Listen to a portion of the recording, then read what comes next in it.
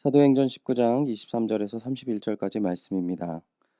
그때쯤 되어 이 도로 말미암아 적지 않은 소동이 있었으니 즉 데메드리오라 하는 어떤 은장색이 은으로 아데미의 신상 모형을 만들어 직공들에게 적지 않은 벌이를 하게 하더니 그가 그 직공들과 그러한 영업하는 자들을 모아 이르되 여러분도 알거니와 우리의 풍족한 생활이 이 생업에 있는데 이 바울이 에베소뿐 아니라 거의 전 아시아를 통하여 수많은 사람을 권유하여 말하되 사람의 손으로 만드는 것들은 신이 아니라 하니 이는 그대들도 보고 들은 것이라. 우리의 이 영업이 천하여질 위험에 있을 뿐 아니라 큰 여신 아데미의 신전도 무시당하게 되고 온 아시아와 천하가 위하는 그의 위엄도 떨어질까 하노라 하더라. 그들이 이 말을 듣고 분노가 가득하여 외쳐 이르되 크다 에베소 사람의 아데미여 하니 온 시내가 요란하여 바울과 같이 다니는 마게도냐 사람 가이오와 아리스다고를 붙들어 일제히 연극장으로 달려 들어가는지라. 바울이 백성 가운데로 들어가고자 하나 제자들이 말리고 또 아시아 관리 중에 바울의 친구된 어떤 이들이 그에게 통지하여 연극장에 들어가지 말라 권하더라. 아멘. 에베소를 뒤흔든 복음의 능력이라는 제목으로 새벽의 묵상의 말씀 나누겠습니다. 사도행전 19장은 에베소 사역의 내용을 담고 있습니다.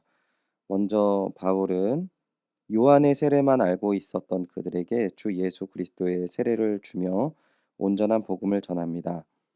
또한 그 바울의 사역을 방해하는 방해자들로 인하여서 그들을 피해 따로 제자를 세우고 두란노 서원에서 날마다 주의 말씀을 2해 동안 전하게 됩니다. 그러한 사역의 결과물로 아시아에 사는 유대인이나 헬라인이나 다 주의 말씀을 듣게 되었다라고 성경은 이야기합니다. 바울의 사역은 단순히 복음을 전하는 사역에만 국한되지 않고 바울의 손에 놀라운 이적이 일어나는데요.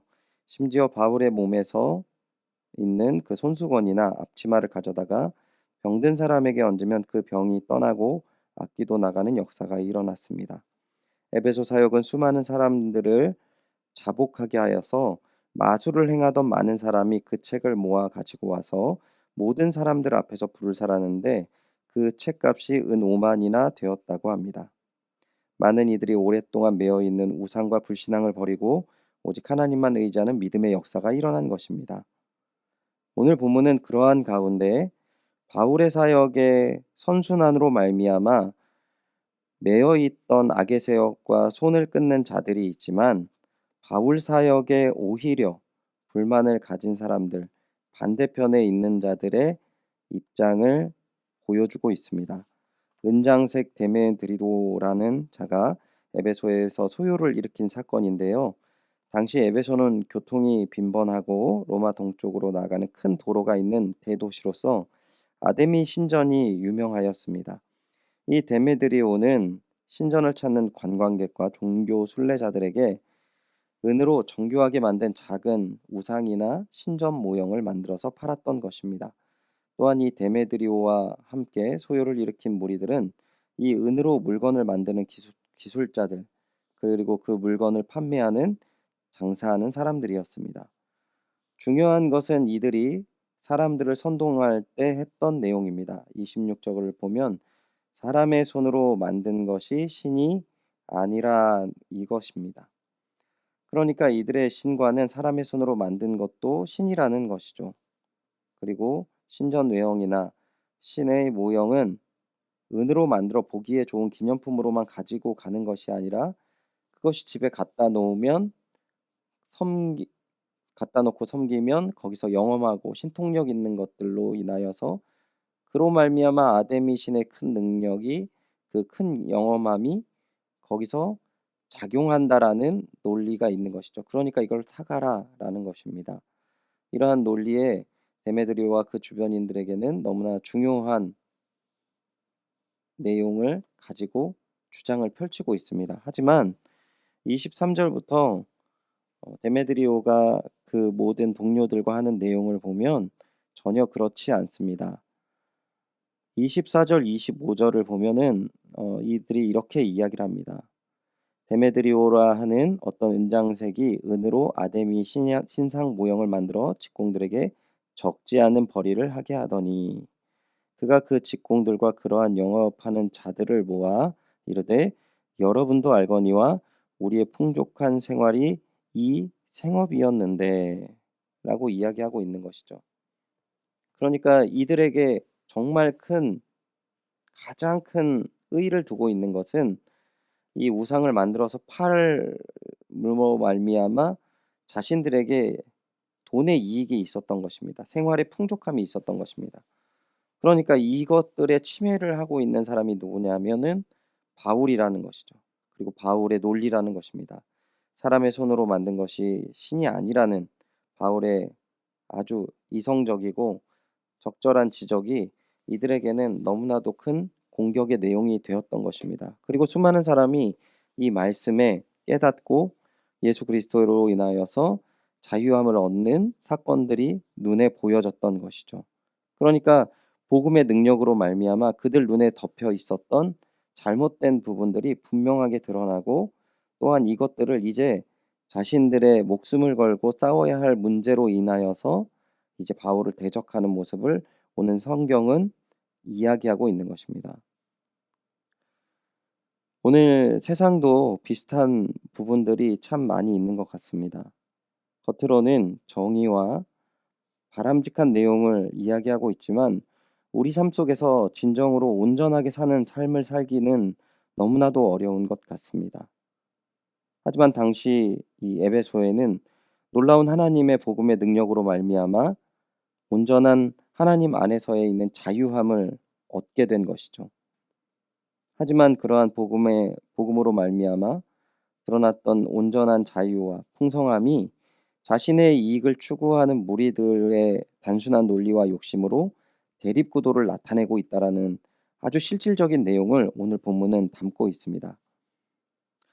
이 시간 말씀을 읽고 묵상하는 성도님들 가운데 하나님의 큰 복음의 역사를 경험하신 분도 있고 또 하나님의 말씀으로 인해 자유를 경험하신 분도 계실 것입니다. 우리 삶 속에 분명하게 역사하시는, 드러내시는 하나님의 은혜는 너무나도 명확하지만 오늘 우리는 믿음의 삶이 위협받을 수 있는 세상 논리로부터 살아가고 있다는 사실을 우리는 알아야 합니다. 그리고 사단은 우리의 작은 삶의 욕심으로부터 또 조금만 생각해 보면 아무것도 아닌 그 작은 논리로 우리의 믿음을 흔들고 가리울 때가 있다라는 것이죠. 하지만 하나님의 살아계신 능력의 말씀과 역사는 변함없다라는 사실인 것입니다. 또한 우리에게 주어지는 도전에도 불구하고 우리가 굳게 주의 말씀을 붙들고 우리의 자금을 주님께 고백하며 나아간다면 오늘도 그리고 우리의 다음 세대도 하나님의 큰 역사와 큰 은혜로 힘있게 믿음의 생활을 해 나갈 수 있다라는 것이죠. 또한 오늘 복음의 역사의 도전은 새로운 하나님의 역사를 만들어가는 과정이 있음을 우리는 알아야 합니다. 결국 주님은 승리하셨고 우리의 발걸음은 오늘 늘 불안할 수 있지만 하나님의 승리는 변함없으심을 믿으시고 더욱더 주님을 의지하시는 주님의 동역자 되시기를 주님의 이름으로 축원드립니다. 기도하겠습니다. 하나님, 복음의 능력으로 말미암아 에베소의 전 지역을 뒤흔드는 기적과 같은 일이 일어났지만 물질로 인한 삶을 포기하기 너무나도 연약한 인생들의 모습을 오늘 말씀 속에 보았습니다. 주님, 저희들이 이 작은 것들로 인하여서 하나님을 바라보거나 하나님에 대한 믿음이 흔들리지 않도록 늘 은혜와 사랑으로 붙들어 주시고 우리가 경험하고 우리가 알고 있고 실제 존재하는 복음의 역사와 능력을 바라보며 또한 승리하신 주님을 굳게 잡으며 힘있게 믿음의 길 걷게 하여 주시옵소서. 온전히 주의 귀한 은혜와 사랑을 감사드리며 이 모든 말씀 예수님의 이름으로 기도드리옵나이다. 아멘. 함께 말씀을 기억하시면서 기도하실 때 주님, 오늘 승리하신 주님을 바라보며 우리에게 도전되는 수많은 문제들 앞에 끝까지 주의 말씀과 주님 복음으로 인한 승리를 기억하며 붙들고 나아가게 하여 주시옵소서. 다 함께 기도하시겠습니다. 코로나19의 조속적인 종식과 교회와 모든 성도들의 안전을 위해서, 연희교회를 위해서 기도해 주시기 바랍니다. 특별히 이 시간에는 이찬우 송영희 선교사님을 위해서 사역과 가정을 위해서 기도해 주시기 바랍니다. 그리고 우리 신재찬 장로님 허리로 인하여서 치료를 받는 과정 속에 있습니다. 우리 장로님께서 잘 회복되셔서 더욱더 든든하시게 우리 연희교회 가운데 함께 하시는 그 믿음의 길 힘있게 나아가실 수 있도록 회복과 치료를 위해서 지속적으로 기도해 주시기 바랍니다. 다 같이 기도하겠습니다.